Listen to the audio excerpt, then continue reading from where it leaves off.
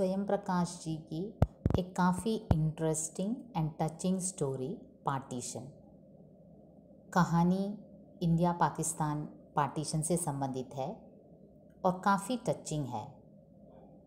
कहानी का आस्वादन हम उसी तरह करेंगे जैसे हम क्लास में करते हैं। कहानी इंटरेस्टिंग तो है ही, साथ ही हिंदी और मलयालम में एक्सप्लेन किया गया है, इसलिए वीडियो थोड़ा लंबा है, अतः पार्ट 1 पार्ट 2 के रूप में अपलोड किया गया है। बाद में पूरी कहानी को एक साथ भी अपलोड करेंगे। जो श्रोतागण मात्र हिंदी जानते हों कृपया क्षमा करें। वैसे पार्टीशन कहानी का विश्लेषणात्मक विवरण हम अलग से एक वीडियो में अपलोड करेंगे, जिसका लाभ आप उठा सकते हैं। കഥ അല്പം നീണ്ടുപോയതുകൊണ്ടാണ് 2 പാർട്ടായി അപ്ലോഡ് ചെയ്യുന്നത്. കഥ നിങ്ങൾക്ക് തീർച്ചയായും ഇഷ്ടപ്പെടും. ക്ലാസ്സിൽ പഠിപ്പിക്കുന്നത് പോലെ തന്നെ അപ്ലോഡ് ചെയ്തതുകൊണ്ടാണ് അല്പം നീണ്ടുപോയത്. അല്ലെങ്കിൽ തന്നെയും ഈ ഒരു കഥ ക്ലാസ്സിൽ എടുത്താലും ഒരു പീരീഡിൽ തീരില്ലല്ലോ, 3-4 ക്ലാസ്സെങ്കിലും എടുക്കേണ്ടി വരും. ഈ കഥ ആസ്വദിക്കുക. അത് കഴിഞ്ഞ് ഈ കഥയുടെ വിവിധ വശങ്ങൾ പ്രതിപാദിക്കുന്ന മറ്റൊരു വീഡിയോ കൂടി നമ്മൾ അപ്ലോഡ് ചെയ്യുന്നതായിരിക്കും. ഒപ്പം തന്നെ ക്വസ്റ്റ്യൻ പേപ്പർ ഡിസ്കഷനും അതേ വീഡിയോയിൽ ചെയ്യുന്നതായിരിക്കും. നമ്മൾ 4th സെമ്മിൽ അല്പം കൂടെ സിസ്റ്റമാറ്റിക്കായിട്ടുള്ള അപ്രോച്ചാണ് എടുത്തിരിക്കുന്നത്. വീഡിയോ ഇടുമ്പം തന്നെ ആദ്യം ക്ലാസ് രൂപത്തിൽ തന്നെ മാക്സിമം സ്റ്റോറീസ് സൈറ്റിൽ അവൈലബിൾ ആണെങ്കിൽ ഞാൻ ഇതേപോലെ ക്ലാസ് രൂപത്തിൽ തന്നെ എടുക്കും. എന്നിട്ട് നമുക്കതിൻ്റെ ക്വസ്റ്റ്യൻ പേപ്പർ ഡിസ്കഷൻ നെക്സ്റ്റ് വീഡിയോയിൽ അതേ ചാപ്റ്ററിലെ. സാഹിത്യം നമുക്ക് വളരെ ടെൻസ്ഡായിട്ട് പഠിക്കേണ്ട ഒരു വിഷയമല്ല, ആസ്വദിച്ച് പഠിക്കേണ്ടതാണ്. അപ്പോൾ അത് ആസ്വദിച്ച് കഴിഞ്ഞിട്ട് നമ്മളതിൻ്റെ വാല്യൂ പോയിൻറ്റ്സും മനസ്സിലാക്കി എങ്ങനെയാണ് നമ്മൾ ഈ എക്സാം പേപ്പറിൽ ഇത് നമുക്ക് ഗ്രേഡായിട്ട് മാറ്റാൻ പറ്റുന്നത്, അതും കൂടെ ഇതിനൊപ്പം നമ്മൾ കൊണ്ടുപോകാം. അപ്പോൾ ഓരോ ചാപ്റ്റർ കഴിയുമ്പോഴും നമ്മൾ ഈ ക്വസ്റ്റ്യൻ പേപ്പർ ഡിസ്കഷൻ അതിൻ്റെ നെക്സ്റ്റ് വീഡിയോയിൽ നമ്മൾ ഇടുന്നതായിരിക്കും. അപ്പോൾ 4th സെം കുറച്ചുകൂടെ സിസ്റ്റമാറ്റിക് ആക്കാൻ ശ്രമിക്കാം. അപ്പം നമുക്കിനി കഥ ആസ്വദിക്കാം.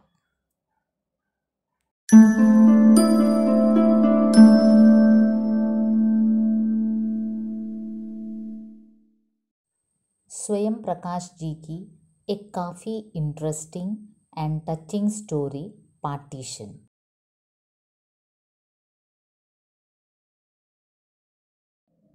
अब हुआ यह भी कि कस्बे के शरीफ और प्रतिष्ठित व्यक्ति होने की कुर्बान भाई की ख्याति से हमें चाहे लाभ न हुआ हो, हमारी बदनामी की लपेट में वह भी आने लगे।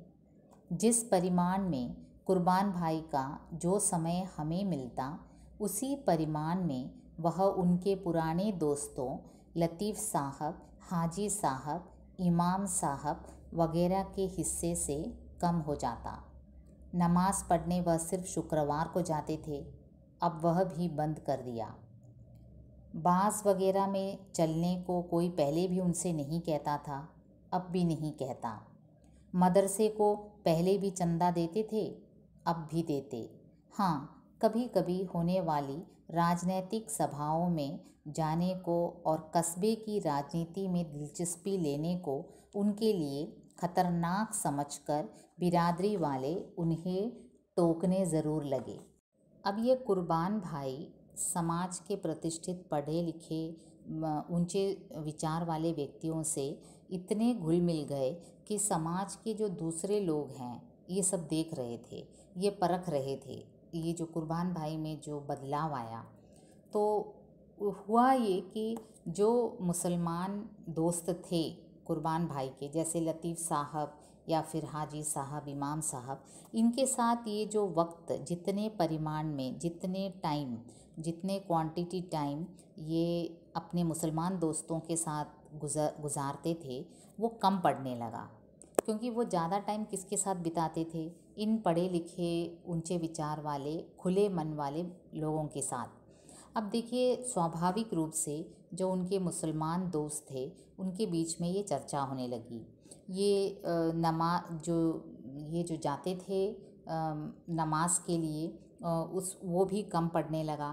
लेकिन मदरसे को जो चंदा देते थे वो तो ठीक तरह से देते थे, लेकिन इसमें ये बात ये हुई कि जो उनके मुसलमान समाज के लोग थे वो ये देख रहे थे और वो ये जान रहे थे कि ये कुर्बान भाई मुसलमानों से थोड़ा अलगाव सा कर रहे हैं, उनके साथ वक्त कम बिता रहे हैं। और कभी कभी जो राजनीतिक सभाओं में जो होती थी उसे खतरनाक समझकर बिरादरी वाले उन्हें टोकने भी लगे। और ये जो थोड़ा जीवन के बारे में, समाज के बारे में विचार थोड़ा ऊंचा हुआ कुर्बान भाई का, तो वो राजनीतिक टिप्पणियाँ भी करने लगे। तो मुसलमान समाज वाले जो दोस्त थे उन्हें टोकने लगे कि ये सब खतरनाक चीज़ है, कि ज़्यादा राजनीति में मुसलमानों को भाग लेना ठीक नहीं है, क्योंकि हम यहाँ माइनॉरिटी हैं। उनके मन में ये चिंता थी। अब ये बात हुई कि कुर्बान भाई के अपने ही मज़हब वाले उन्हें शक की नज़र से देखने लगे। കുർബാൻ ഭായ് ഈ രീതിയിൽ മറ്റ് ഉയർന്ന ചിന്താഗതിയുമുള്ള നല്ല എഴുത്തും വായനയുള്ള സുഹൃത്തുക്കളുടെ കൂടെ ഇത്രയധികം മിങ്കിളായി തുടങ്ങിയപ്പോൾ അവരുടെ തന്നെ മുസ്ലിം സഹോദരങ്ങൾക്ക് ഇതല്പം ബുദ്ധിമുട്ടുളവാക്കി. കാരണം ഇദ്ദേഹം അവരുമായിട്ട് ചിലവഴിക്കുന്ന സമയം കുറയാൻ തുടങ്ങി. അപ്പോൾ അവരുടെ മനസ്സിൽ ഇദ്ദേഹത്തിനോടുള്ള ഒരു ആറ്റിറ്റ്യൂഡിൽ ചെറിയൊരു ഡൗട്ട് വന്നു തുടങ്ങി. പിന്നീട് ഈ പള്ളിയിൽ പോയി നിസ്കരിക്കുന്ന സമയവും അതെല്ലാം കുറയാൻ തുടങ്ങി. കാരണം ഇദ്ദേഹത്തിന് ടോട്ടലി ഒരു മാറ്റം ഇദ്ദേഹത്തിൻ്റെ സ്വഭാവത്തിൽ. ഇദ്ദേഹം ഒരു റിലീജിയനിൽ തന്നെ ഒതുങ്ങി നിൽക്കാതെ ഇദ്ദേഹത്തിൻ്റെ മനസ്സ് മാനസികമായിട്ട് എല്ലാത്തിനെയും ഉൾക്കൊള്ളുന്ന ഒരു ധാരണ വന്നോ എന്നൊരു സംശയം മറ്റുള്ളവർക്ക്, അവരുടെ സമൂഹത്തിലുള്ളവർക്ക് തോന്നി തുടങ്ങി. അത് നാച്ചുറലി ലത്തീഫ് സാഹബ്, ഹാജി സാഹബ്, ഇമാം സാഹബ് എന്ന പോലുള്ള അദ്ദേഹത്തിൻ്റെ മുസ്ലിം സുഹൃത്തുക്കൾക്ക് അത് ബുദ്ധിമുട്ടായി തോന്നി. പിന്നെ പൊളിറ്റിക്സിലെ അഭിപ്രായം ഇദ്ദേഹം പറയുമ്പോഴെല്ലാം അവർ എതിർക്കുമായിരുന്നു. കാരണം എന്തൊക്കെ പറഞ്ഞാലും നമ്മളെ മുസ്ലിം രാജ്യം യഥാർത്ഥത്തിൽ പാകിസ്ഥാനാണ്, നമ്മളിവിടെ നിൽക്കുന്നത് വേറൊരാളുടെ രാജ്യത്തിൽ നിൽക്കുന്ന പോലെയാണ്. അതുകൊണ്ട് പൊളിറ്റിക്സിൽ അധികം ഇടപെടാതിരിക്കുന്നതാണ് നല്ലത് എന്ന് ഇവർ കുർബാൻ ഭായിയെ ഇടയ്ക്കിടയ്ക്ക് ഉപദേശിക്കുകയും ചെയ്യുമായിരുന്നു.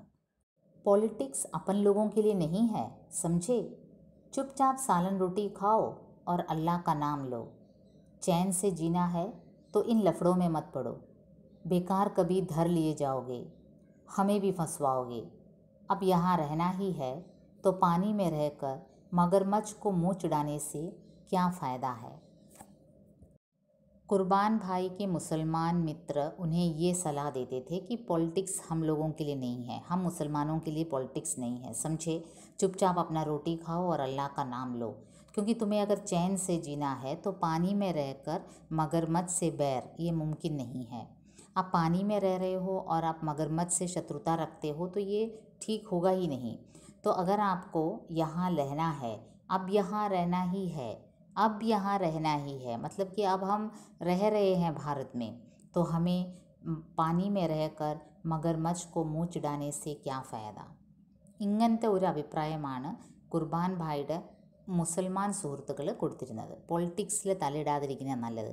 നമ്മളിവിടെ ഇനി താമസിക്കാൻ തീരുമാനിച്ച സ്ഥിതിക്ക്, നമ്മൾ മുസൽമാനായിട്ട് കൂടി ഇന്ത്യയിൽ തന്നെ കണ്ടിന്യൂ ചെയ്യാൻ തീരുമാനിച്ച സ്ഥിതിക്ക് നമ്മളിപ്പം വെള്ളത്തിൽ താമസിച്ച് നമ്മൾ മഗർമച്ചുമായിട്ട് ശത്രുത വെക്കാൻ പാടില്ല. മഗർമച്ച് എന്ന് പറയുമ്പോൾ മുതല, ക്രോക്കഡൈൽ. അപ്പോൾ വെള്ളത്തിൽ താമസിക്കുമ്പോൾ അതൊരു യൂസേജാണ് ഹിന്ദിയിൽ, പാനി മേ റേക്കർ മഗർമച്ച് സെ ബേർ. അത് പോസിബിളുള്ള കാര്യമല്ല. അതുകൊണ്ട് നമ്മളിപ്പോൾ ഇന്ത്യയിൽ താമസിക്കാൻ തീരുമാനിച്ച സ്ഥിതിക്ക് മിണ്ടാതെ അവനവനുള്ള ഭക്ഷണം കഴിക്കുക, അല്ലാ കാ നാം ലോ, ക്യോങ്കി ചൈൻ സെ ജീനാ ഹെ तो बेकार इन लफड़ों में मत पड़ो, വെറുതെ ഇഷ്യൂസിൽ ചെന്ന് ചാടരുത് എന്ന് കുർബാൻ ഭായിയെ തൻ്റെ മുസൽമാൻ സുഹൃത്തുക്കൾ നിരന്തരം ഉപദേശിച്ചുകൊണ്ടിരുന്നു. पॉलिटिक्स अपन लोगों के लिए नहीं है, समझे। चुपचाप सालन रोटी खाओ और अल्लाह का नाम लो। चैन से जीना है तो इन लफड़ों में मत पड़ो, बेकार कभी धर लिए जाओगे, हमें भी फंसवाओगे।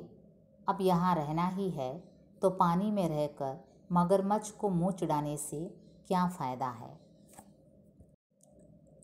लेकिन अपनी मस्ती में मस्त थे हम लोग। न हमें पता चला, न खुद कुर्बान भाई को, कि अब उन्हें इमामबाड़े वाले ही नहीं, शाखा वाले भी घूरते हुए निकलने लगे हैं। शाम को उनकी दुकान पर आने वाले कुछ देश प्रेमी किस्म के लोगों की सतत अनुपस्थिति का गूढ़ार्थ भी हमने नहीं समझा। इसलिए आखिर वह घटना घट ही गई जिसने इस कहानी को एक ऐसे अप्रिय मुकाम तक पहुंचा दिया जो मन को कड़वाहट से भर देता है। अब कुर्बान भाई इस प्रकार खुले विचार जब रखने लगे, तब हुआ यूँ कि ये तो अपने मस्ती में अपने दोस्तों के साथ मस्त रहते थे। उन्हें ये नहीं पता चला कि जो मुसलमान भाई थे, जो इमाम बाड़े वाले लोग थे, और जो शाखा वाले, जो हिंदू वाले जो हिंदुत्ववादी थे, वे दोनों इनके दुश्मन हो गए। हिंदुत्व वाले इसलिए दुश्मन हुए क्योंकि ये ज़्यादा हिंदुओं के साथ घुल मिल रहे थे, बड़े बड़े पढ़े लिखे हिंदुओं के साथ, और मुसलमान वाले भी इसी कारण उनके शत्रु हो गए।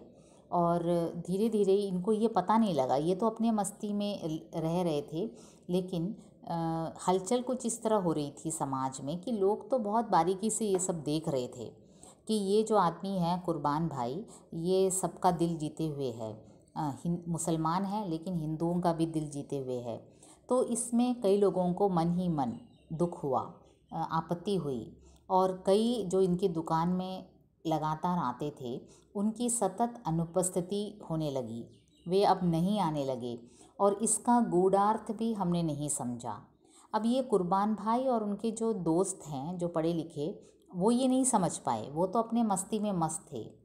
इसलिए आखिर वह घटना घट ही गई जिसने इस कहानी को एक ऐसे अप्रिय मुकाम तक पहुंचा दिया जो मन को कड़वाहट से भर देता है। आखिर वो घटना घट ही गई। अब ये कहानी यहाँ एक अलग टर्न लेती है।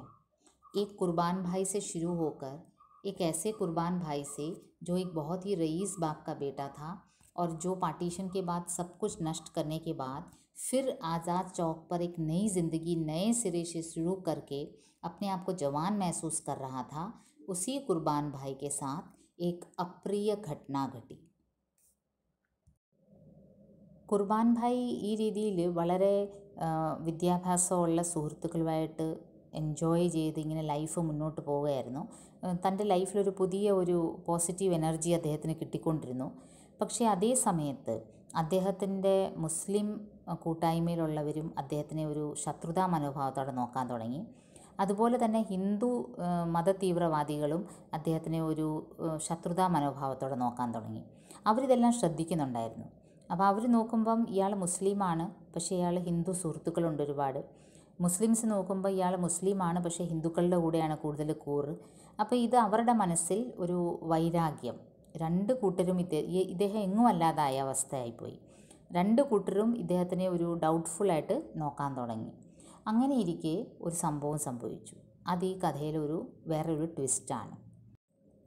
एक दिन दोपहर की बात है, एक बैलगाड़ी वाले ने ठीक उनकी दुकान के सामने गाड़ी रोकी, बैल खोले और गाड़ी का अगला हिस्सा कुर्बान भाई के चबूतरे पर टिका दिया। गांव से आने वाले इसी चौक में गाड़ियां खड़ी करते हैं, बैल खोलते हैं और उन्हें चारा डालकर अपना काम काज निपटाने चले जाते हैं। शाम को लौटते हैं और गाड़ी जोत कर चले जाते हैं। लेकिन ये गाड़ी किसी की दुकान के ठीक सामने नहीं खड़ी करते, और किसी के चबूतरे पर रखने का तो सवाल ही नहीं उठता। इस शख्स ने तो गाड़ी इस तरह खड़ी की थी कि अब कोई ग्राहक कुर्बान भाई की दुकान तक पहुंच ही नहीं सकता था, बल्कि वह खुद भी पड़ोसी के चबूतरे पर से हुए बिना नीचे नहीं उतर सकते थे। गाड़ी वाला वकील ऊखचंद का हाली था, और कुर्बान भाई को मालूम था कि अभी यह गाड़ी खड़ी करके गया तो शाम को ही लौटेगा। कुर्बान भाई ने उससे गाड़ी ज़रा बाजू में खड़ी करके और बैलों को किनारे बांध देने को कहा। उसने अनसुनी कर दी। कुर्बान भाई ने फिर कहा तो एक नज़र उन्हें देख कर अपने रास्ते चल पड़ा। कुर्बान भाई ने खुद उठकर चबूतरे पर टिके गाड़ी के अगले छोर को उठाया और गाड़ी को धक्का कर, लेकिन तभी उस आदमी ने कुर्बान भाई का गरेबान पकड़ लिया और गाली बकने लगा और उनका चश्मा नोच लिया और धक्का मुक्की करने लगा। ठीक इसी समय कोर्ट से लौटते वकील ऊकचंद उधर से गुजरे और उन्होंने आवाज़ मारकर पूछा, क्या हुआ रे गोमिया? गोमिया बोला, मैंने कूटे, यानी मुझे मार रहा है। वकील ऊकचंद ने पूछा, कौन? तो गोमिया बोला, ये मियों। अब एक ऐसी अनहोनी घटना कुर्बान भाई के साथ घटी जो यहाँ लेखक कहना चाहते हैं। एक दोपहर की बात थी। एक बैलगाड़ी वाले ने क्या किया, ठीक कुर्बान भाई के दुकान के सामने, उनके चबूतरे के ठीक सामने ही अपने बैल को खड़ा कर दिया, अपने गाड़ी को खड़ा कर दिया। और ये अक्सर गांव वाले करते थे कि अपने चौक में गाड़ियां खड़े करते थे और बैल खोलते थे, उन्हें चारा वगैरह डालकर अपना कामकाज निपटाने चले जाते थे। ये तो आम बात थी। वे शाम को लौटते थे और गाड़ी जोत कर चले जाते थे। लेकिन इस दिन क्या हुआ, इस दोपहर को इस व्यक्ति ने कुर्बान भाई के दुकान के ऐन सामने इस तरह बैलगाड़ी को खड़ा कर दिया कि कोई ग्राहक कुर्बान भाई के दुकान में आ ही नहीं सकता। अब कुर्बान भाई ने कहा, भाई ज़रा हटा कर उस बैलगाड़ी को रोको, लेकिन वो हटाने के लिए तैयार ही नहीं था और वो तो ऐसे ही चला गया बैलगाड़ी वहाँ जोत कर ठीक कुर्बान भाई की दुकान के सामने। तो कुर्बान भाई ने क्या किया, वो खुद उठे, चबूतरे पर टिके गाड़ी को हटाने की कोशिश की तो वो वापस आ गया और दोनों में झगड़ा हो गया, धक्कम धक्का हो गई। और ये जो आदमी था, ये जो बैलगाड़ी के साथ आया था, वो वकील ऊकचंद का हाली था। हाली मतलब हल जोतने वाला। और वो वहाँ से गुज़र रहा था ऊकचंद, तो उसने आवाज़ लगाकर पूछा, क्या है रे गोमिया, क्या हुआ? और ये गोमिया ने झट से कहा, ये मुझे मार रहा है। और ऊकचंद ने पूछा, कौन मार रहा है? तो गोमिया बोला, ये मियों। अब देखो, ये मियों, ये जो वाक है, ये जो मियाँ है, ये मुसलमान मुझे मार रहा है। उसने ये नहीं कहा कि ये कुर्बान भाई मुझे मार रहा है। वहाँ व्यक्ति का नाम नहीं, वहाँ उसका मज़हब लेबल बन गया। ये मियों मुझे मार रहा है, मतलब एक हिंदू को कौन मार रहा है? एक मुसलमान मार रहा है, ये मियों। तो ये घटना कुर्बान भाई की ज़िंदगी में एक अजीब घटना घट गई, एक अनहोनी घटना घट गई। കുർബാൻ ഭായിയുടെ ജീവിതത്തിൽ ഒരു ദിവസം ഒരു വല്ലാത്തൊരു സംഭവം സംഭവിച്ചു. അദ്ദേഹം ഇങ്ങനെ സമൂഹത്തിൽ വളരെ സമുന്നതനായി എല്ലാവരുമായിട്ട് നല്ല സോഷ്യലായിട്ട് വളരെ സുഹൃത്തുക്കളൊക്കെ നേടി സന്തോഷമായിട്ട് ജീവിക്കുന്ന സമയത്ത് ഈ ഹിന്ദു സമൂഹവും മുസ്ലിമാൻ സമൂഹവും രണ്ടു പേർക്കും ഇതിലൊരു മുറിവുറുപ്പുണ്ടായിരുന്നു. സൂക്ഷ്മം പോലെ ഒരു ദിവസം നട്ടുച്ചയ്ക്ക് ഒരു ആൾ വന്ന് ഒരു കാളവണ്ടി ഇദ്ദേഹത്തിൻ്റെ കടയുടെ തൊട്ട് മുമ്പിൽ, എന്ന് വെച്ചാൽ ആർക്കും കടയിൽ നിന്ന് അങ്ങോട്ട് പോകാനും ഒക്കത്തില്ല, സാധനം വാങ്ങിക്കാനും ഒക്കത്തില്ല, ആ രീതിയിൽ തൊട്ട് മുമ്പിൽ കൊണ്ടങ്ങ് പാർക്ക് ചെയ്തു. അപ്പോൾ അവിടെ അങ്ങനെ ചെയ്യാറുണ്ട്, ഇവർ കാളവണ്ടി പാർക്ക് ചെയ്യും, പക്ഷേ അല്പം മാറ്റി പാർക്ക് ചെയ്തിട്ട് അവർ കാളയ്ക്ക് ഭക്ഷണമൊക്കെ കൊടുത്തിട്ട് കാളവണ്ടിക്കാരൻ വേറെ ജോലികളൊക്കെ ചെയ്തിട്ട് വൈകിട്ടാകുമ്പം വന്ന് കൊണ്ടുപോകാറുണ്ട്, അത് പതിവാണ് അവിടെ. പക്ഷേ ഇങ്ങനെ ഒരാളുടെ കടയുടെ തൊട്ട് മുമ്പിൽ ഒരാൾക്ക് ബുദ്ധിമുട്ടുണ്ടാക്കുന്ന രീതിയിൽ ഒരിക്കലും കാളവണ്ടി നിർത്താറില്ല. ഈ വ്യക്തി അങ്ങനെ ചെയ്തു. എന്നിട്ട് മാറ്റാൻ പറഞ്ഞിട്ട് മാറ്റുന്നില്ല, അയാളങ്ങ് പോയി.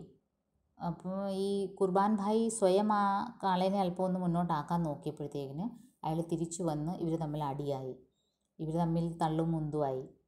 ആ സമയത്ത് വക്കീൽ ഊക്ചന്ദ് അവിടെ കൂടെ പോവായിരുന്നു. അയാളിത് കണ്ടിട്ട് ചോദിച്ചു, എന്ത് സംഭവിച്ചെന്ന് ചോദിച്ചപ്പോൾ ഈ ഗോമിയ, ഈ കാളവണ്ടി പാർക്ക് ചെയ്ത ആളാണ് ഗോമിയ. അങ്ങേര് പറഞ്ഞ്, ഇയാൾ എന്നെ അടിക്കുകയാണ്. ആരടിക്കുകയെന്ന് ചോദിച്ചപ്പോൾ എന്താ പറഞ്ഞേ, ഈ മേത്തൻ എന്നെ അടിക്കുകയാണ്, എന്നുവെച്ചാൽ ഈ മുസൽമാൻ എന്നെ അടിക്കുകയാണ്. അവിടെ അത് ഈ കുർബാൻ ഭായി അടിക്കുക എന്നല്ല പറഞ്ഞത്, അല്ലെ കുർബാൻ അടിക്കുക എന്നല്ല പറഞ്ഞത്, അവിടെ വ്യക്തിക്കല്ല, അവിടെ ആ ഒരു മതത്തിന്, ആ ജാതിക്കാണ് സ്ഥാനം, മതത്തിനാണ് സ്ഥാനം. ഇവിടെ ഒരു മുസൽമാനാണ് അടിക്കുന്നത്. ആരെയാണ് അടിക്കുന്നത്? ഒരു ഹിന്ദുവിനെയാണ് അടിക്കുന്നത്. അത് കുർബാൻ ഭായിക്ക് ഒരു വലിയൊരു ഷോക്കായിപ്പോയി. എന്നുവെച്ചാൽ കുർബാൻ ഭായി കരുതിയിരുന്നത് സമൂഹം എന്നെ ഒരു മുസൽമാനായിട്ടല്ല, ഒരു വ്യക്തിയായിട്ടാണ് ഇപ്പോൾ അംഗീകരിച്ച് തുടങ്ങിയത് എന്ന് കുർബാൻ ഭായി ധരിച്ചിരുന്നു. പക്ഷേ അതിൽ നിന്നൊരു വ്യത്യസ്തമായ ഒരു വാചകമായിരുന്നു ഈ ഗോമിയ പറഞ്ഞത്, ഈ മുസൽമാനാണ് എന്നെ അടിക്കുന്നത്.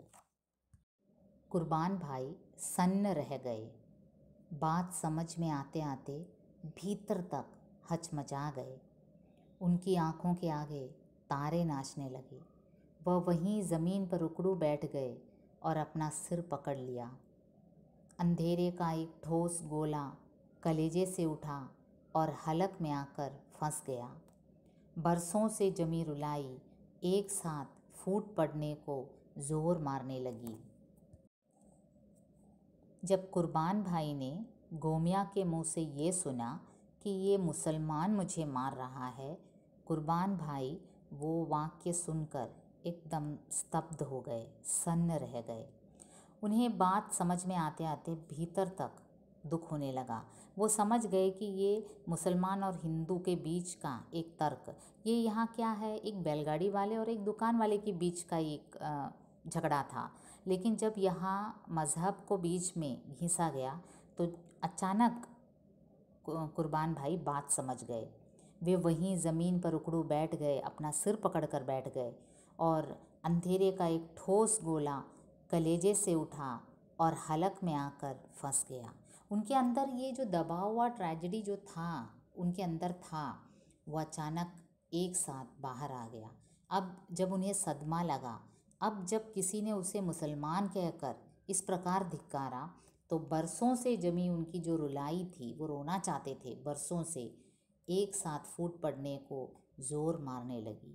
उन्हें खुलकर रोने का मन हुआ, क्योंकि ये जो दुख था उनके अंदर था, वो दबाए हुए थे। और कुछ दिनों से उनकी जो समाज में जो उनको जो सम्मान मिल रहा था, उससे वो उस दुख के गोले को एकदम अपने कलेजे में दबा चुके थे। लेकिन आज मुसलमान नाम सुनकर ये सारा दुख बाहर आने लगा. വളരെയധികം ട്രാജഡി അനുഭവിച്ചൊരു വ്യക്തി കുർബാൻ ഭായ് ഇതെല്ലാം മനസ്സിൽ വെച്ചുകൊണ്ട് നടക്കുകയായിരുന്നു. അത് ഒരു പക്ഷേ അത് മറക്കാനും ശ്രമിക്കുകയായിരുന്നു. സമൂഹത്തിൽ അദ്ദേഹത്തിന് കിട്ടിയ ഒരു സ്ഥാനവും ഒരു വിലയും സുഹൃത്തുക്കളും എല്ലാം ആയപ്പോൾ അദ്ദേഹം അത് മറക്കാൻ ശ്രമിക്കുകയായിരുന്നു. പക്ഷേ ഈ സംഭവത്തിൽ അദ്ദേഹത്തിനെ ഒരു മുസൽമാൻ എന്ന് ചിത്രീകരിച്ചപ്പോൾ അദ്ദേഹത്തിൻ്റെ പേര് പറയാതെ അദ്ദേഹത്തിൻ്റെ മതത്തിൻ്റെ പേര് ഹൈലൈറ്റ് ചെയ്തപ്പോൾ അദ്ദേഹത്തിൻ്റെ മനസ്സിൽ വളരെയധികം പറഞ്ഞറിയിക്കാനൊക്കാത്ത വിഷമം വന്നു. അദ്ദേഹം അവിടെ ഇരുന്നു, തറയിലിരുന്നു. എന്നിട്ട് അദ്ദേഹത്തിൻ്റെ ഉള്ളിൽ നിന്ന് ഒരു അന്ധേരേക്കായി ഠോസ് ഗോള, ഒരു ഇരുട്ട് ഉരുണ്ട് മറഞ്ഞ് അദ്ദേഹത്തിൻ്റെ മനസ്സിൽ ഇങ്ങനെ വെളിയിലോട്ട് വന്നു. ബർസോ സേ ജമീറുലായി, വർഷങ്ങളോളം കരയാൻ ആഗ്രഹിച്ച ഒരു മനസ്സ് പെട്ടെന്നൊരു ഈ ഒരു ആഘാതമേറ്റപ്പം കരയാൻ വെമ്പൽ കൊണ്ടു. അദ്ദേഹത്തിന് അത് സഹിക്കാവുന്നതിലും അപ്പുറമായിരുന്നു.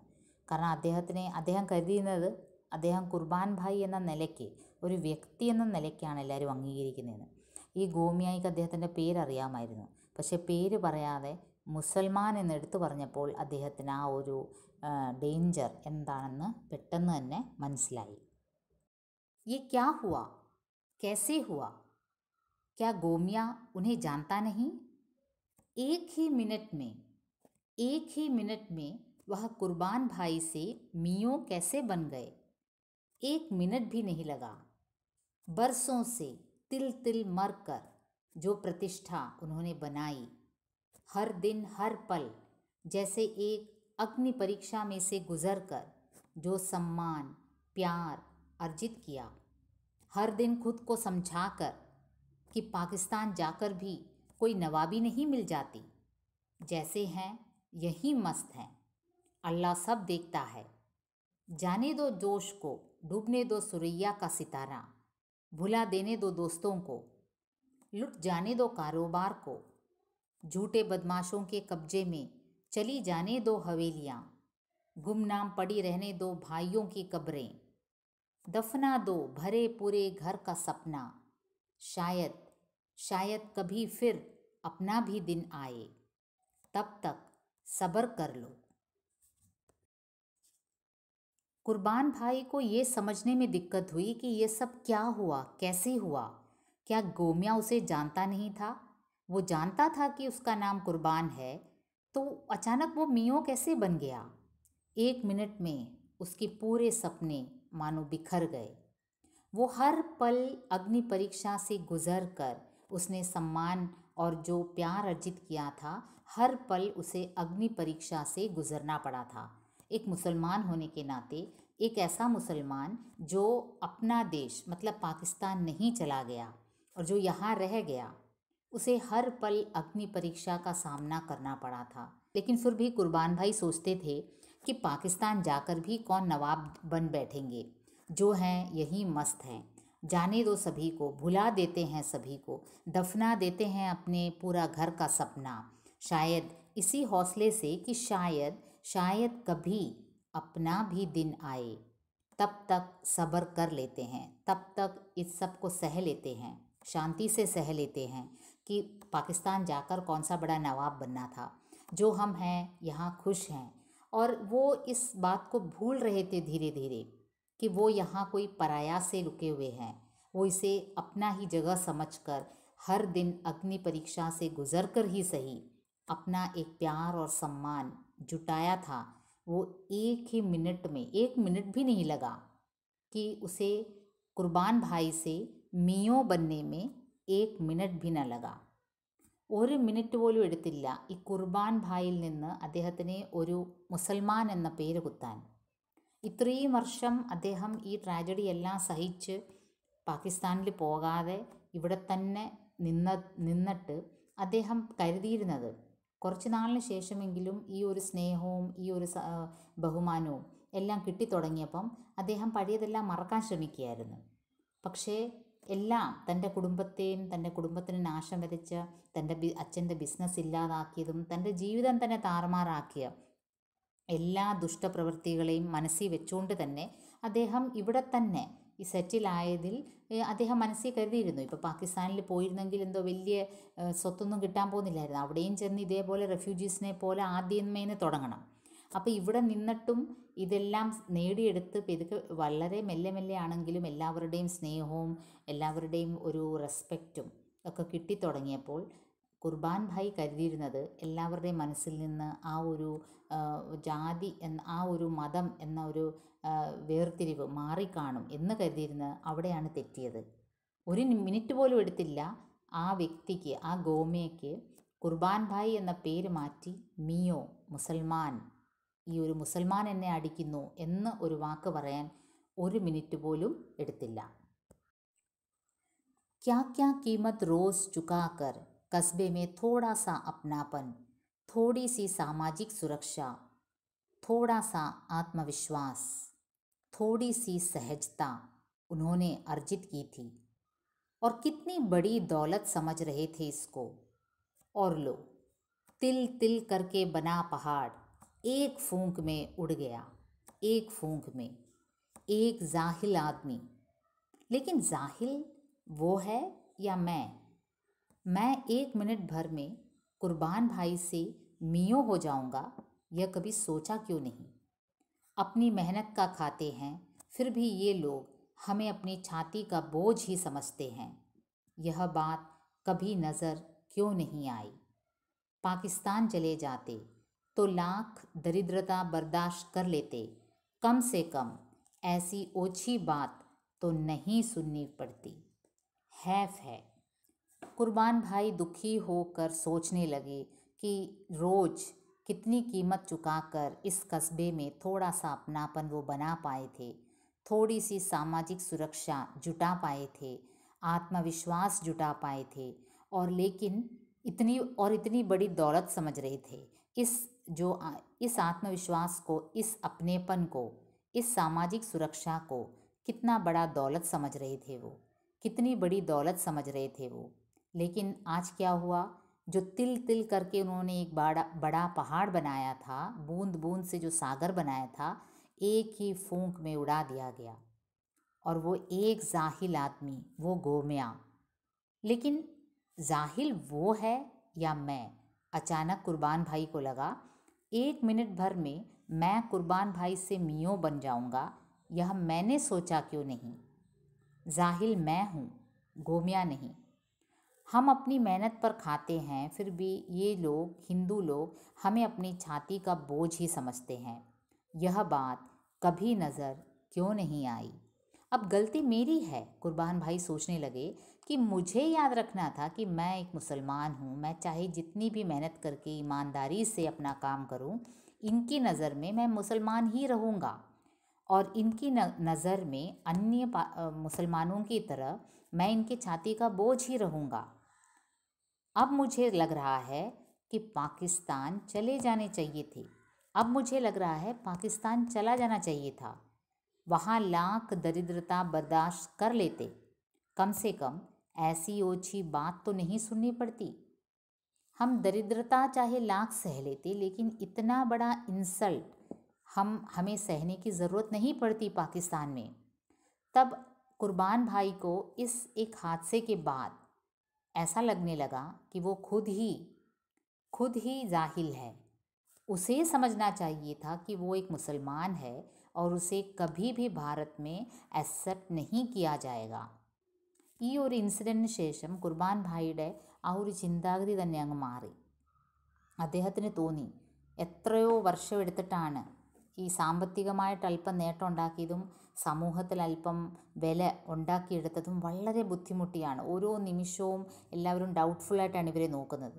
എന്നിരുന്നാലും വളരെ ഇമാൻദാരിയോടെ വളരെ വിശ്വസ്തയോടെ കാര്യങ്ങൾ നീക്കി എല്ലാവരുമായിട്ട് നല്ലപോലെ പെരുമാറി ഈ ഒരു റെസ്പെക്റ്റ് നേടിയെടുത്തപ്പം ഇപ്പോൾ ഒരു മിനിറ്റിൽ തന്നെ ആ ഒരു ജാഹിൽ, ആ ഒരു ദുഷ്ടൻ, ആ ഒരു ഗോമിയ ഇതെല്ലാം ഇല്ലാതാക്കി.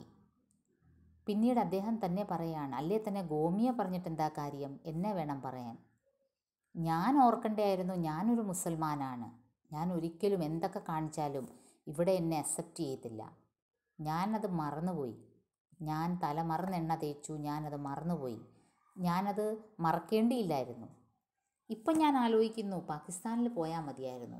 അവിടെ എനിക്ക് ദാരിദ്ര്യമായിരുന്നെങ്കിൽ കൂടി ഇങ്ങനത്തെ ഒരു വാചകം എനിക്ക് അവിടെ കേൾക്കേണ്ടി വരില്ലായിരുന്നു. വഹാ ലാഖ് ദരിദ്രത ബർദാശ്ത് കർ ലേത്തെ, ഞാനത് സഹിച്ചേനെ ദാരിദ്ര്യം. കം സേ കം ऐसी ഓച്ചി ബാത്ത് तो नहीं सुननी पड़ती. ഇത്രയും തരംതാഴ്ന്ന ഒരു വാക്യം എനിക്ക് കേൾക്കേണ്ടി വരില്ലായിരുന്നു. അങ്ങനെ കുർബാൻ ഭായി പിന്നീട് ഒരിക്കലൂടെ എല്ലാ ട്രാജഡിയും മറന്നൊരു ജീവിതം തുടങ്ങിയിരുന്ന കുർബാൻ ഭായി ഇപ്പം എല്ലാം റിയാലിറ്റി റിയലൈസ് ചെയ്ത് വളരെയധികം ദുഃഖിതനാകുകയാണ്. ധിക്കാർ ഹെ लानत है ऐसी ज़िंदगी पर अल्लाह अल्लाह. वकील ऊखचंद गोमिया हाली को समझाते बुझाते साथ ले गए. गाड़ी बैल वहीं छोड़ गए. अड़ोसियों पड़ोसियों ने कुर्बान भाई को संभाला. उनकी बत्ती सी भिंच गई थी और होंठों के कोणों से झाग निकल रहे थे. लोगों ने गाड़ी और बैल को हटाया, हवा की, मुंह पर ठंडे पानी के छींटे मारे. वकील ऊखचंद को गालियां दी. कुर्बान भाई को आश्वस्त करने का प्रयास किया. उन्हें क्या मालूम था कि कुर्बान भाई के भीतर अभी अभी क्या टूट गया है, ऐसा कुछ जिसे उन्होंने इतने बरस नहीं टूटने दिया था. भीतर की चोट दिखाई कहाँ देती. अब गोमिया चला गया. गोमिया के चले जाने के बाद लोगों ने क्या किया, अड़ोस पड़ोस वाले कुर्बान भाई को संभाले और उन्हें हवा दी, उन्हें आश्वस्त किया. लेकिन इस प्रकार के आश्वासन से कुर्बान भाई के अंदर दिल में जो सदमा पहुंचा है वो हटने वाला नहीं था. कुर्बान भाई को आश्वस्त करने का प्रयास वे करने लगे, लेकिन उन्हें नहीं मालूम था कि कुर्बान भाई के दिल में, उनके भीतर अभी अभी जो टूटा है, जो दुख वो इतने दिनों तक अपने कलेजे में रखे हुए थे, वो टूट कर बाहर आया है, जिसे इतने बरसों उन्होंने टूटने नहीं दिया था.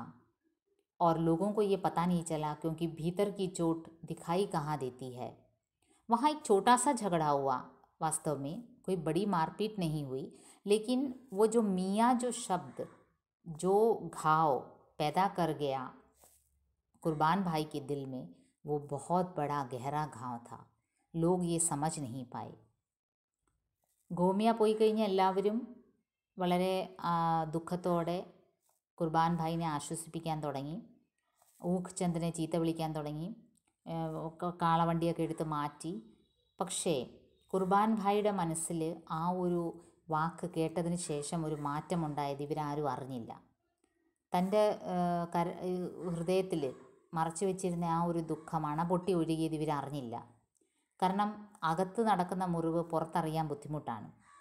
അവിടെ വലിയ അടിയും പിടിയൊന്നും നടന്നില്ല, ചെറിയൊരു ഉന്തും തള്ളും നടന്നുള്ളൂ. പക്ഷേ ആ വാക്കിൻ്റെ പ്രയോഗം അദ്ദേഹത്തിനെ വല്ലാതെ അങ്ങ് തളർത്തി. അദ്ദേഹം വേറൊരു മാനസിക തലത്തിലെത്തി. അദ്ദേഹത്തിന് അത് ഉൾക്കൊള്ളാനേ പറ്റിയില്ല. അതൊരു ചെറിയൊരു അടിയായിട്ടൊരു സംഭവമായിട്ട് മറക്കാൻ അദ്ദേഹത്തിൻ്റെ മനസ്സ് അനുവദിച്ചില്ല. ലോഗ് ഇക്കട്ടെ ഹോ ഗए, सारे कस्बे में खबर फैल गई, जिस जिसको पता चला आया, हम लोग भी पहुँचे। अब बीसियों लोग और बीसियों बातें थी। काफ़ी देर फन्नाने फुसफुसाने फुफकारने के बाद तय हुआ कि ये बदतमीज़ी यूँ चुपचाप बर्दाश्त नहीं करनी चाहिए, थाने में रपट लिखानी चाहिए। लिहाजा चला जुलूस थाने, पर रास्ते में किसी को पेशाब लग गया, किसी को हगास। थाने पहुँचते पहुँचते सिर्फ हम लोग रह गए कुर्बान भाई के साथ। अब इस घटना के बाद कुर्बान भाई के पास कई लोग इकट्ठे हुए, क्योंकि कस्बे में जल्दी से खबर आग की तरह फैल गई और जिस जिसको पता चला यहाँ पहुँच गए, हम भी पहुँचे। अब बीसियों लोग इकट्ठे हुए हैं तो बीसियों तरह से बीसियों लोग इकट्ठे हुए हैं तो बीसियों बातें भी होंगी ही। और काफ़ी देर फुसफुसाने के बाद ये तय हुआ कि इस प्रकार की बदतमीज़ी को बर्दाश्त नहीं करना चाहिए। तो लोगों ने ये फैसला किया कि चलो थाने जाते हैं, पुलिस स्टेशन जाते हैं और इसका रिपोर्ट करवा लेते हैं। और एक जुलूस के रूप में कई लोग कुर्बान भाई के साथ पुलिस स्टेशन की ओर रवाना हुए। पर रास्ते में क्या होता है, किसी को पेशाब लग गया, किसी को हगास आ गया, मतलब कि किसी को नंबर 1 के लिए जाना था, नंबर 2 के लिए जाना था। यूँ ही बहाना बना दिया, क्योंकि लोग थाना जाना ही नहीं चाहते थे। थाने पहुँचते पहुँचते सिर्फ हम लोग रह गए कुर्बान भाई के साथ। अब देखिए, हम ही रह गए कुर्बान भाई के साथ। बीच बीच में कोई ना कोई एक्सक्यूज़ बना कर वो जुलूस जो था वो कम होता चला गया, लोगों की संख्या एकदम कम होती चली गई। ഈ ജനങ്ങളെല്ലാം ഒത്തുകൂടി ഈ ഒരു ഇൻസിഡൻറ്റ് നടന്നതിന് ശേഷം എല്ലാവരും കുർബാൻ ഭായിയുടെ ഈ മെസ്സേജ് പെട്ടെന്ന് അങ്ങ് തീ പോലെ പടർന്നു. എല്ലാവരും ഓടി വന്നു, ഞങ്ങളും വന്നു. അപ്പോൾ ഈ എല്ലാവരും ഓടി വന്ന് പല അഭിപ്രായം വന്നു. 10 പേര് കുടുംബം ഒരു സംഭവത്തിന് 10 രീതിയിൽ വ്യാഖ്യാനിക്കുമല്ലോ. അങ്ങനെ എല്ലാവരും പല രീതിയിൽ പറഞ്ഞു. അവസാനം ഞങ്ങളൊരു തീരുമാനം എടുത്തു, ഈ രീതിയിലുള്ള തോന്നിവാസമൊന്നും ഇവിടെ അലൗ ചെയ്യാൻ പറ്റത്തില്ല, നമുക്ക് പോയി പോലീസ് സ്റ്റേഷനിൽ കംപ്ലയിൻറ്റ് കൊടുക്കാവും. അങ്ങനെ ഇവരൊരു ടീമായിട്ടൊരു ഗ്രൂപ്പായിട്ട് എല്ലാവരും കൂടെ നടന്ന്, ആദ്യം ആ ഗ്രൂപ്പ് നല്ലൊരു വലിയ ഗ്രൂപ്പായിരുന്നു. പോലീസ് സ്റ്റേഷനിലോട്ട് വലിയ ജാഥ പോലെ അങ്ങനെ പോവാണ്. പിന്നെ ഇടയ്ക്ക് ഓരോരുത്തർക്ക് മൂത്രമൊഴിക്കാൻ മുട്ടും, ഓരോരുത്തർ ഓരോ റീസൺ പറഞ്ഞു, 1-ന് പോകണം, 2-ന് പോകണം, പല പല പേഴ്സണൽ കാര്യങ്ങൾ പറഞ്ഞ്. ചുരുക്കം പറഞ്ഞാൽ എല്ലാവർക്കും പോലീസ് സ്റ്റേഷനിൽ പോകാനോട് താല്പര്യമില്ലായിരുന്നു. ആദ്യം ഒരു ആവേശത്തിന് എല്ലാവരും കൂടെ ഇറങ്ങി തിരിച്ചെങ്കിലും ആ ഒരു ആൾക്കൂട്ടം പോലീസ് സ്റ്റേഷൻ എത്താറായപ്പോഴത്തേക്കിന് കുർബാൻ ഭായിയും ഞങ്ങളും മാത്രമേ ഉള്ളായിരുന്നു. ബാക്കി എല്ലാവരും പല റീസൺ പറഞ്ഞ് പല സ്ഥലത്തേക്ക് പോയി. ചുരുക്കം പറഞ്ഞാൽ ഈ ഒരു ഇഷ്യൂവിൽ, ഇതൊരു ഹിന്ദു മുസൽമാൻ വളരെ ഡെലിക്കേറ്റ് ഇഷ്യൂ ആണ്. അതുകൊണ്ട് അതിൽ ഇടപെടാൻ പലർക്കും ബുദ്ധിമുട്ടാണ്. അതുകൊണ്ട് കൂടെ നിന്ന പലരും പിന്നീട് അങ്ങ് ഇല്ലാതായി. थानेदार नहीं थे, अभी अभी मोटरसाइकिल लेकर कहीं निकल गए। मुंशी था, मुंशी ने रपट लिखने से साफ मना कर दिया। क्यों ना करता, थानेदार के पास वकील ऊकचंद का टेलीफोन पहले ही आ चुका था।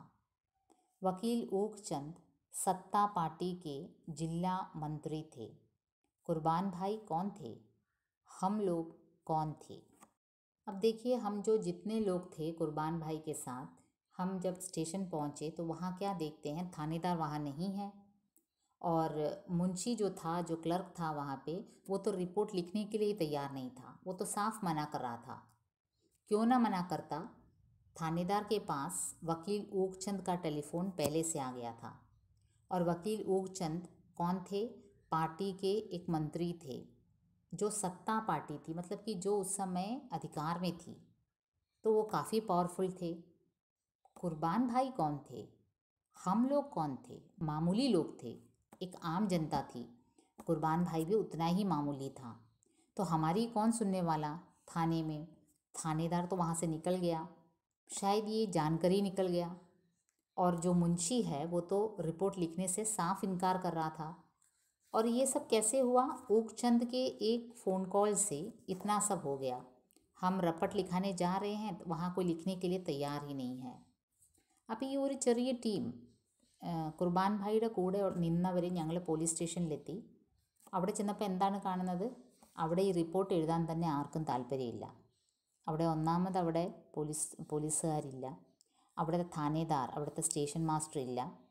അത് കഴിഞ്ഞ് അവിടുത്തെ ക്ലർക്കാണെങ്കിൽ ഞങ്ങളുടെ റിപ്പോർട്ട്, ഞങ്ങളുടെ കംപ്ലയിൻറ്റ് ഫയൽ ചെയ്യുന്നേ ഇല്ല. എങ്ങനെ അയാൾ ഫയൽ ചെയ്യും? ഈ വക്കീൽ ഊക്ചന്ദ് ആക്ച്വലി ആരാണ്? ഒരു പാർട്ടി, റൂളിംഗ് പാർട്ടിയിലെ മന്ത്രിയാണ്. അദ്ദേഹം വിളിച്ചു പറഞ്ഞു. അപ്പോൾ അതിനനുസരിച്ച് ഈ ക്ലർക്ക് ഞങ്ങളുടെ ഈ കംപ്ലയിൻറ്റ് പോലും ഒന്ന് രജിസ്റ്റർ ചെയ്യുന്നില്ല. അല്ലേ തന്നെ കുർബാൻ ഭായ് കോൺ ഥേ? കുർബാൻ ഭായ് ആരാണ്? മന്ത്രിയല്ല, പവറിലില്ല, ആരുമല്ല. ഹം ലോഗ് കോൺ ഥേ? ഞങ്ങൾ ആരാണ്? ഞങ്ങളും സാധാരണ മനുഷ്യർ, ഞങ്ങൾക്കും പവറില്ലായിരുന്നു. आधे घंटे हुज्जत और 1.5 घंटे तक थानेदार की प्रतीक्षा करने के बाद अपना सा मुँह लेकर लौट आए. शाम को फिर आएंगे. शाम को हम लोगों के सिवा दुकान पर कोई नहीं पहुंचा और हम लोगों के साथ थाने चलने का ज़रा भी उत्साह कुर्बान भाई ने नहीं दिखाया. दुकानदारी ने उन्हें जैसे एकदम व्यस्त कर लिया, जैसे हमसे बात करने का भी समय नहीं.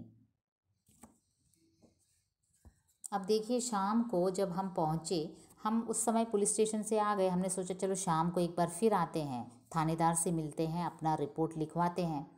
लेकिन जब शाम को हम पहुँचे तो वहाँ दुकान पर हमारे सिवा कोई नहीं आया. कुर्बान भाई, मतलब कि लोग एकदम कम होते होते चले गए. कुर्बान भाई के साथ जो खड़े थे वो एकदम कम थे.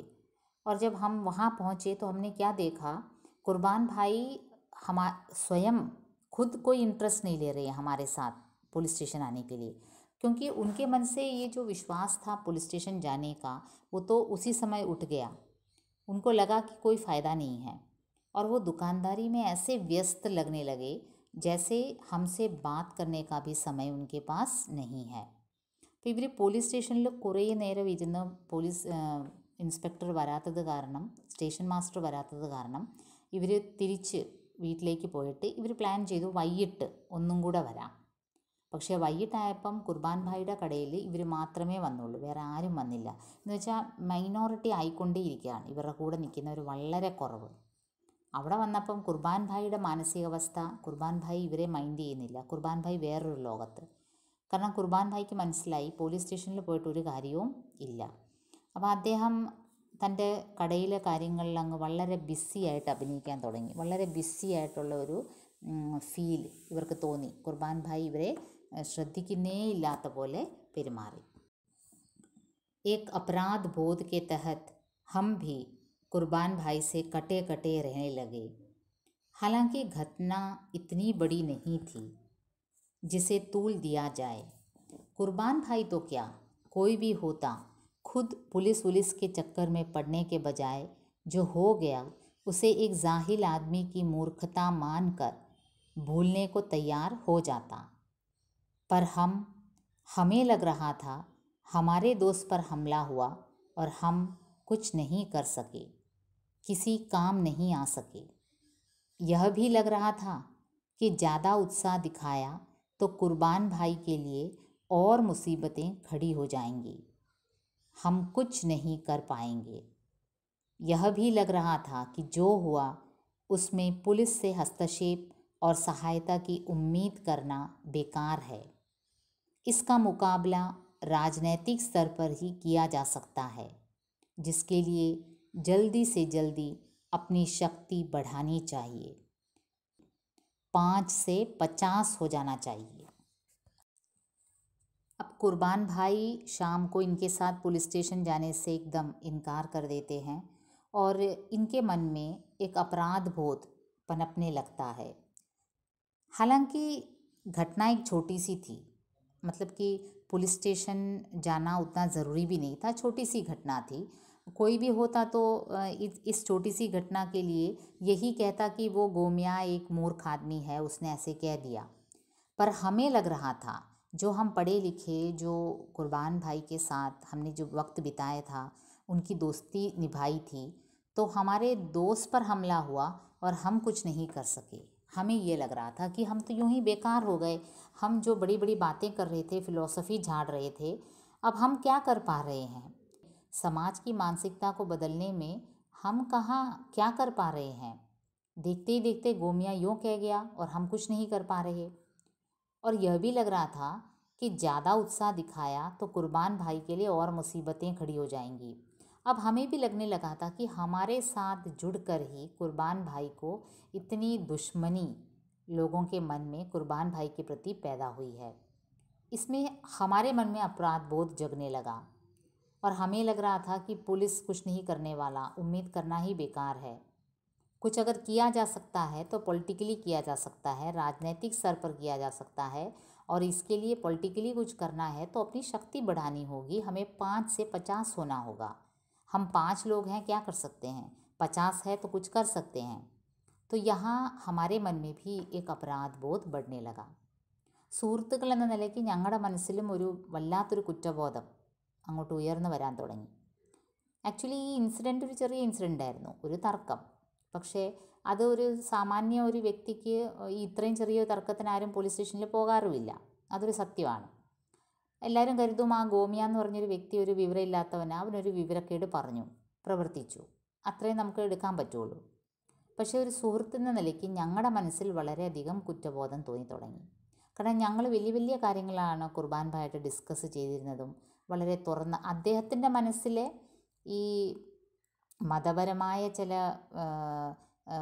ചിന്തകൾ കുർബാൻ ഭായിയുടെ മനസ്സിലുണ്ടായിരുന്നത് ഞങ്ങൾ മാറ്റി മാറ്റി വരികയായിരുന്നു. അപ്പോൾ ഇപ്പം ഞങ്ങൾ തന്നെ ഒന്നും ചെയ്യാനൊക്കാത്ത അവസ്ഥയായി. അപ്പോൾ ഹിന്ദു സഹോദരങ്ങളിൽ നിന്ന് തന്നെ ഈ പ്രവൃത്തി വന്നപ്പോൾ മറിച്ചൊന്നും തന്നെ ചെയ്യാനൊക്കാത്തൊരവസ്ഥ. പോലീസ് സ്റ്റേഷനിൽ പോകുന്നത് വേസ്റ്റാണെന്ന് ഞങ്ങൾക്ക് മനസ്സിലായി. പിന്നെ ഞങ്ങൾക്കൊരു ധാരണ ഉണ്ടായിരുന്നത് ഒരു പൊളിറ്റിക്കലി ഈ ഒരു ഇഷ്യൂവിനെ റേസ് ചെയ്താൽ ഒരു പക്ഷേ എന്തെങ്കിലും ഒരു പോസിറ്റീവ് തീരുമാനം വരും. പക്ഷേ അതിന് നമ്മൾ 5 പേരൊന്നും കൂടിയിട്ട് കാര്യമില്ല, നമ്മൾ 5-ൽ നിന്ന് 50 ആകണം. എന്നുവെച്ചാൽ നമ്മുടെ എണ്ണം കൂടേണ്ടിയിരിക്കുന്നു. അങ്ങനെ ഞങ്ങൾക്ക് സുഹൃത്തുക്കളായ ഞങ്ങൾക്ക് അങ്ങനത്തെ ഒരു കുറ്റബോധത്തിൽ നിന്ന് ഞങ്ങൾ അങ്ങനെ ഒരു നിഗമനത്തിൽ എത്തി. लेकिन यह सब बहानेबाजी थी.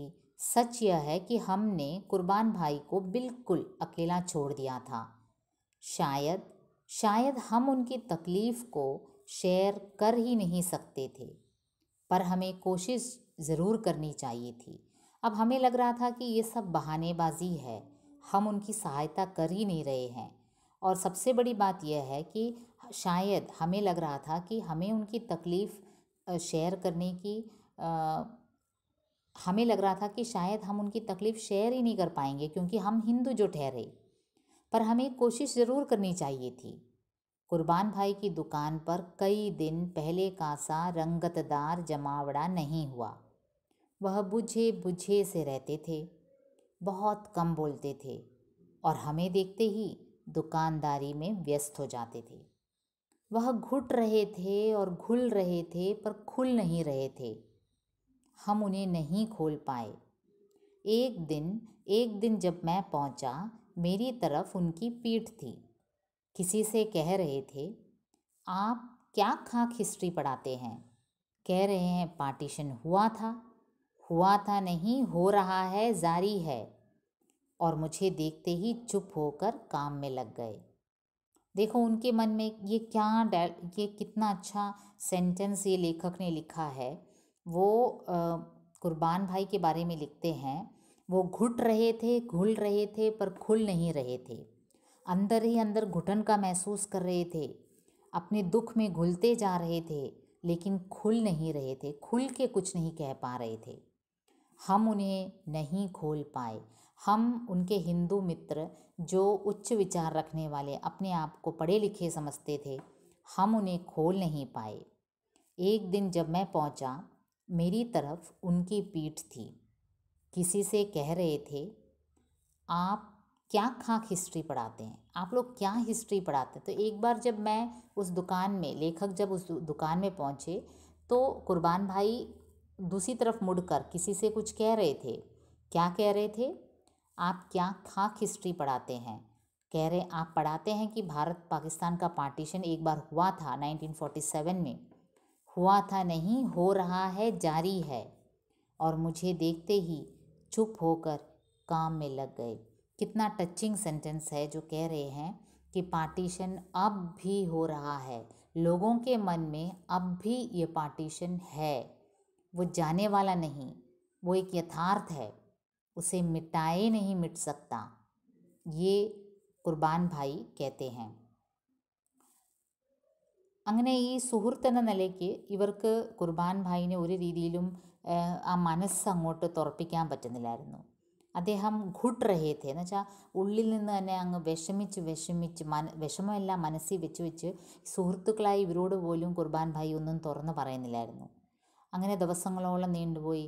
ആ കടയുടെ മുമ്പിൽ പണ്ട് ചിരിയും കളിയും കഥ പറച്ചിലും കവിത ചൊല്ലലും ഒക്കെ ആയിരുന്നു. അതൊന്നും ഇപ്പോൾ ഇവിടെ ഇല്ല. അവിടെ അങ്ങനത്തെ ഒരു രംഗത്ത്ദാർ ജമാവട ഇല്ല, കളർഫുൾ ഒരു ഗ്യാതറിങ് അവിടെ ഇല്ല. ബുझे से रहते थे, മങ്ങി അദ്ദേഹം വളരെ വിഷമിച്ചിരിക്കുമായിരുന്നു. ബഹുത് കം ബോൾത്തെ थे, അധികം സംസാരിക്കാറുമില്ലായിരുന്നു. ഞങ്ങളെ കണ്ടാൽ ഉടനെ എന്തെങ്കിലും കടയുടെ കാര്യത്തിൽ അങ്ങ് ബിസിയാണെന്നുള്ള രീതിയിൽ കാണിക്കുമായിരുന്നു. വഹ ഘുട്ട് റഹേ थे, ഘുൽ റഹേ थे, पर ഖുൽ नहीं रहे थे. ഉള്ളിൽ തകരുമായിരുന്നു, പക്ഷേ തുറന്നൊന്നും പറഞ്ഞില്ല. ഞങ്ങൾക്കും സുഹൃത്തെന്ന നിലയ്ക്ക് അദ്ദേഹത്തിൻ്റെ മനസ്സ് തുറക്കാനും പറ്റിയില്ല. ഒരു ദിവസം എന്ത് സംഭവിച്ചു, ഞാൻ ആ കടയിൽ ചെന്നപ്പം അദ്ദേഹം പുറം തിരിഞ്ഞ് നിന്ന് എന്തോ എടുത്തു കൊടുക്കുമായിരുന്നു ആർക്കോ, കസ്റ്റമേഴ്സിന്. എന്നിട്ട് ആ കസ്റ്റമറിനോട് പറയായിരുന്നു, നിങ്ങൾ എന്ത് ഹിസ്റ്ററിയാപ്പാ പഠിപ്പിക്കുന്നത്? നിങ്ങൾ പഠിപ്പിക്കുന്നത് എന്താണ്? ഇന്ത്യയിൽ ഒരിക്കൽ ഒരു പാർട്ടീഷൻ നടന്നു എന്ന്. നടന്നതല്ല, ഇപ്പോഴും നടന്നുകൊണ്ടിരിക്കുകയാണ്. ഇപ്പോഴും ജനങ്ങളുടെ മനസ്സിൽ പാർട്ടീഷനുണ്ട്. വളരെ ടച്ചിങ് ആയിട്ടുള്ളൊരു സെൻറ്റൻസാണ്. പാർട്ടീഷൻ ഒരിക്കൽ നടന്നു, പക്ഷേ ഇന്നും ജനങ്ങളുടെ മനസ്സിൽ അതൊരു യാഥാർത്ഥ്യമാണ്.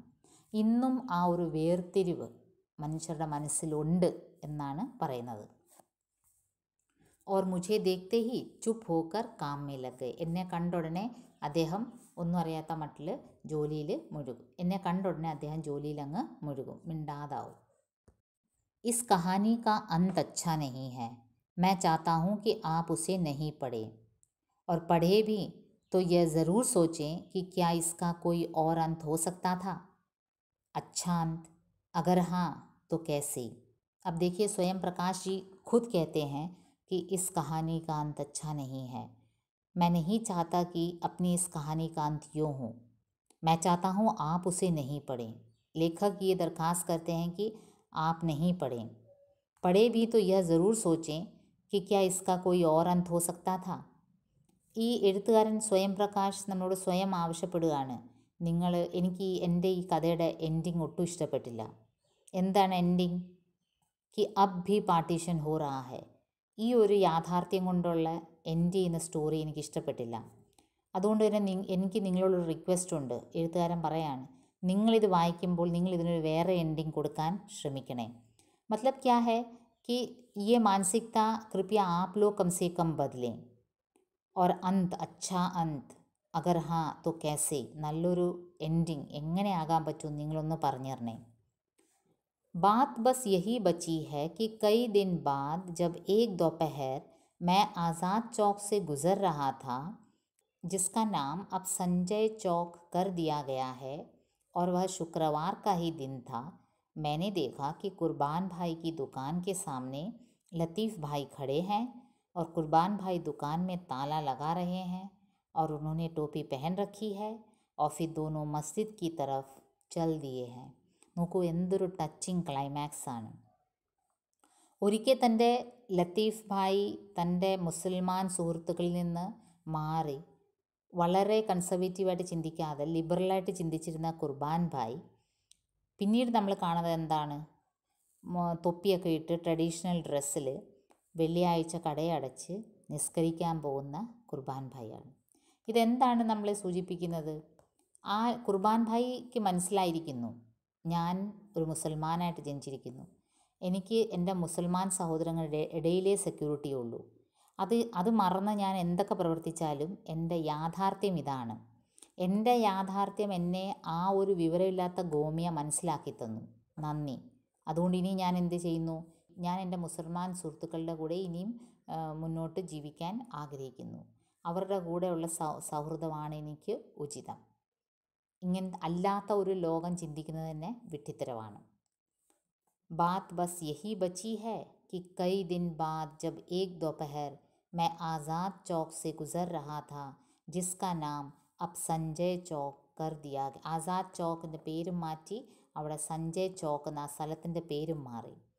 और वह शुक्रवार का ही दिन था. मैंने देखा कि कुर्बान भाई की दुकान के सामने लतीफ़ भाई खड़े हैं और कुर्बान भाई दुकान में ताला लगा रहे हैं और उन्होंने टोपी पहन रखी है और फिर दोनों मस्जिद की तरफ चल दिए हैं. कहानी थोड़ी लंबी हो गई लेकिन इंटरेस्टिंग थी. पते की कहानी थी. आपको अच्छा लगा होगा. आप कुछ कमेंट करना चाहेंगे, जैसे स्वयं प्रकाश जी ने कहा इसके अंत को आप बदलना चाहेंगे तो ज़रूर കമൻറ്റ് ബോക്സ് में लिखिए. കഥ വളരെ ഇൻട്രസ്റ്റിംഗ് ആയിരുന്നു, ടച്ചിങ് ആയിരുന്നു. നിങ്ങൾക്ക് ഇഷ്ടപ്പെട്ട് കാണുമെന്ന് പ്രതീക്ഷിക്കുന്നു. അല്പം നീണ്ടുപോയി, കാരണം ലോങ് സ്റ്റോറിയാണ്. പിന്നെ അതുകൊണ്ട് നിങ്ങൾ ബ്രേക്ക് എടുത്ത് നിങ്ങൾ ഒറ്റ ഗോയിൽ കാണണമെന്നില്ല.